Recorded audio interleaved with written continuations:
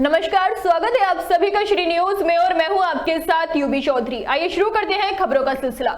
खबर यूपी में बलिया के बहरिया तहसील क्षेत्र के अंतर्गत चांददिया चौकी की है, जहां 19 सितंबर की रात में लगभग 2 बजे के करीब अचानक नेशनल हाईवे 31 टूट गया था। प्रभारी मंत्री दयाशंकर मिश्र दयालु ने दावा किया था कि 24 घंटे के अंदर नेशनल हाईवे 31 संचालित हो जाएगा, पर 4 दिन बीत जाने के बाद भी यहां से वाहनों का आवागमन शुरू नहीं हुआ है। सूत्रों के मुताबिक बैरिया के एसडीएम सुनील कुमार के मुताबिक कार्य युद्ध स्तर पर किया जा रहा है और नेशनल हाईवे 31 देर शाम तक चलने की उम्मीद है।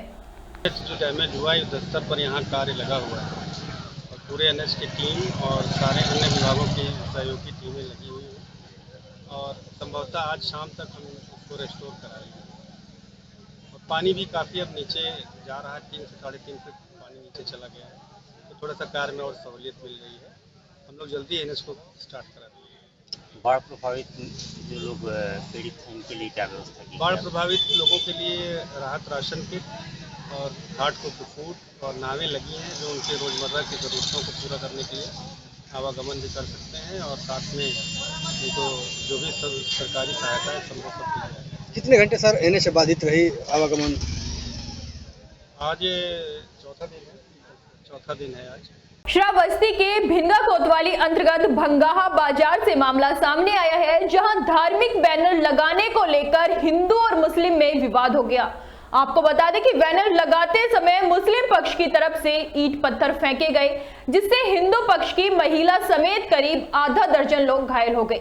सूचना पर पहुंची पुलिस फोर्स ने मोर्चे को संभाल घायलों को इलाज के लिए अस्पताल भेज दिया है। वहीं एएसपी, एसडीएम और सीओ ने घटनास्थल का जायजा लिया। इसके साथ ही शांति व्यवस्था बनाए रखने के लिए भारी पुलिस बल तैनात करके दोनों पक्षों से करीब आधा दर्जन लोगों को गिरफ्तार किया गया है। गौ प्रतिष्ठा ध्वज स्थापना दिवस के मौके पर परम पूज्य जगत गुरु शंकराचार्य स्वामी अभिमुक्तेश्वरानंद सरस्वती महाराज ने अयोध्या में अंतर्राष्ट्रीय रामायण प्रतिष्ठा महोत्सव का उद्घाटन किया। इस दौरान उन्होंने कहा कि ये कार्यक्रम बेहद खास है और इससे रामायण घर घर तक पहुंचेगी। रामायण का संदेश, उसकी शिक्षाएं लोगों को न सिर्फ प्रेरित करेंगी बल्कि लोगों तक पहुंचेंगी भी। आइए सुनिए उन्होंने क्या कुछ कहा। भारतीय धर्म और संस्कृति को बचाना हमारा उद्देश्य है। सबसे पहली बात है कि हम धर्म को मानते हैं, हम मंदिर जाते हैं, लेकिन आप देखिए कि बहुसंख्यक लोग हैं जो शराब में और मांस में डूबे हुए हैं। खाने के लिए बहुत चीज़ें हैं, सनातन संस्कृति इसका विरोध करती है। गाय, प्राचीन काल से आप देखेंगे तो गाय को हम माता कहते थे, वृक्षों को हम लोग माता कहते थे, क्योंकि वृक्षों से हमारा जीवन चलता था। सांसें, आज सांसों पर संकट है। गाय हमारी जीवन दात्री थी, आज उनको पशु की श्रेणी में है, तो हम चाहते हैं कि पशु की श्रेणी में न रहे। हमारे गुरुदेव जी भी यही चाहते हैं और भारतीय संस्कृति और परंपरा को विश्व के कोने कोने तक पहुंचाएं। इसके लिए हम चाहते हैं कि राम का चरित्र घर घर में स्थापित हो। राम राज्य क्या है कि राम राज्य बैठे त्रैलोका हर्षित भय गए सब शोका। कोई जो है दुखी नहीं है, सारे शोक विनष्ट हो गए, सब हर्षित हैं। अब बयरु नक्कर काहू सन कोई, राम प्रताप विषमता कोई। राम का ऐसा प्रताप है कि सब लोग समान है, विषमता कोई। और अंत में क्या कहते हैं, रहे एक संग गज पंचानन। गज मीन हाथी, पंचानन मीन शेर। जहाँ हाथी और शेर रहने की परिकल्पना थी, वहाँ आज पड़ोसी का नहीं है। खबर फर्रुखाबाद से है। यहाँ गंगा नदी पर 2 सांडों का द्वंद्व युद्ध देखने को मिला। दोनों सांडों का गंगा के पानी में द्वंद्व युद्ध करते हुए वीडियो वायरल भी हो रहा है। इस दौरान मौके पर पितरों को जल अर्पण करने वालों में अफरा तफरी मच गई। दोनों सांड काफी देर तक लड़ते रहे और लोगों ने इन्हें बचाने का प्रयास किया, लेकिन वो नहीं रुके। गौर करने वाली बात है कि तीसरे सांड ने मौके पर पहुंचकर दोनों सांडों के बीच बचाव किया। बदायूं के वनकोटा गांव के समीप रोडवेज बस ने बाइक सवार 3 लोगों को टक्कर मार दी, जिसमें ओमपाल और महावीर की मौके पर ही दर्दनाक मौत हो गई, जबकि एक युवक राहुल गंभीर रूप से घायल हो गया, जिसकी हालत को गंभीर देखते हुए उसे हायर सेंटर रेफर कर दिया गया है। फिलहाल पुलिस ने ओमपाल और महावीर के शवों को कब्जे में लेकर पोस्टमार्टम के लिए भेज दिया है और मामले की जाँच में पुलिस जुट गई है। मकरंद नगर में हुई चर्चित डकैती से जुड़े फरार बदमाश के साथ पुलिस की मुठभेड़ हो गई। आपको बता दें कि पुलिस ने 50,000 के इनामिया चप्पड़ राजन पारगी को मुठभेड़ में गिरफ्तार किया है।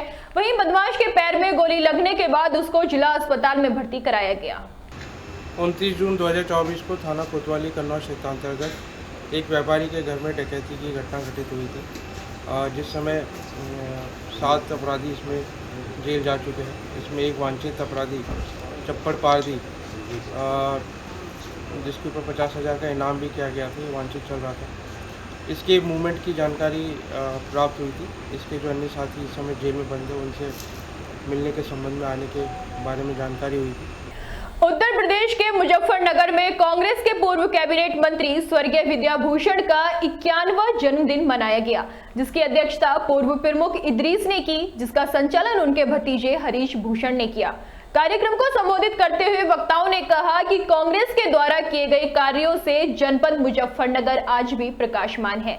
उनकी कथनी और करनी में कोई अंतर नहीं था। उन्होंने प्रत्येक वर्ग के व्यक्ति के लिए कार्य किया है और उन्होंने कभी भी किसी से भेदभाव नहीं किया। वहीं श्रद्धांजलि सभा में उपस्थित जनपद के गणमान्य लोगों ने स्वर्गीय पूर्व कैबिनेट मंत्री विद्याभूषण के चित्र पर पुष्पांजलि अर्पित कर उन्हें श्रद्धांजलि दी। मंत्री जी की 91वीं जयंती मनाई जा रही है और ये हर साल सभी संगठन और सभी पार्टियों के साथ मनाई जाती है। इसमें कोई जाति पात, कोई पार्टीबाजी या संगठन का एक स्थान नहीं है, क्योंकि मंत्री जी सभी संगठन और सभी समाज से सबको एक मानते थे। आज जो आपका ये आपका 91वीं जयंती मनाई जा रही है विद्याभूषण जी की, उसके उपलक्ष्य में हम लोग सब इकट्ठे हुए हैं। उनको याद करते हैं, उनके कामों को याद करते हैं और उनकी जैसी पर्सनैलिटी थी उनको याद करते हैं। इसी के लिए सब लोग इकट्ठा हुए हैं।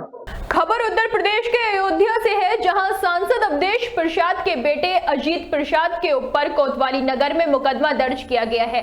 मुकदमे में पीड़ित को जबरदस्ती ले जाने, मारपीट करने और धमकी देने की धाराएं लगाई गई हैं। वहीं आरोपों का सच जानने के लिए पुलिस इलाके के सीसीटीवी फुटेज चेक कर रही है। आपको बता दें कि घटना 21 सितंबर दोपहर की है, जिसमें पहले पुलिस पर कार्रवाई न करने का आरोप लगाया, लेकिन मामला मीडिया में आने के बाद हाई प्रोफाइल हो गया, जिसके बाद पुलिस एफआईआर दर्ज करके अब जांच में जुट गई है। वहीं मामले को लेकर एसपी सिटी मधुबन सिंह का कहना है कि सीसीटीवी फुटेज में पाया गया 4-5 गाड़ी से आरोपी आए और पीड़ित रवि तिवारी को बैठा कर ले गए। मामले की जांच की जा रही है और मुकदमा दर्ज भी कर लिया गया है। रायबरेली में गंगा का जलस्तर थमने का नाम नहीं ले रहा। कटरी के गांव बाढ़ से घिरते जा रहे हैं, जिस पर अपर जिलाधिकारी अमृता सिंह ने बाढ़ग्रस्त क्षेत्र कोटिया, अहमद माली गांव और बाढ़ग्रस्त क्षेत्र का निरीक्षण कर संबंधित अधिकारियों को निर्देशित किया है। उन्होंने कहा कि जो रास्ता जलमग्न है, उधर से आने जाने वाले ग्रामीणों को रोक दिया जाए, उनके लिए सारे बंदोबस्त कराए जाए। जो भी नुकसान हुआ है, इसका जायजा लेकर मदद की जाए। वहीं ग्राम प्रधान से बात करते हुए उन्होंने कहा कि ग्रामीणों को किसी भी प्रकार की कोई असुविधा नहीं होनी चाहिए। उन्होंने लेखपाल से बात करते हुए कहा कि नजर बनाए रखो और मौजूद रहो। जब तक कि ये सारी समस्याएं खत्म नहीं हो जाती, हर पल की अपडेट देते रहो। यदि पानी बढ़ता है तो नाव पहले से मौजूद है। पीड़ितों को बाढ़ राहत चौकी में शिफ्ट कर दीजिए। हालांकि अभी भी पानी गाँव में नहीं घुसा है, लेकिन जल स्थिर नहीं होता तो गाँव में घुसना शुरू हो जाएगा।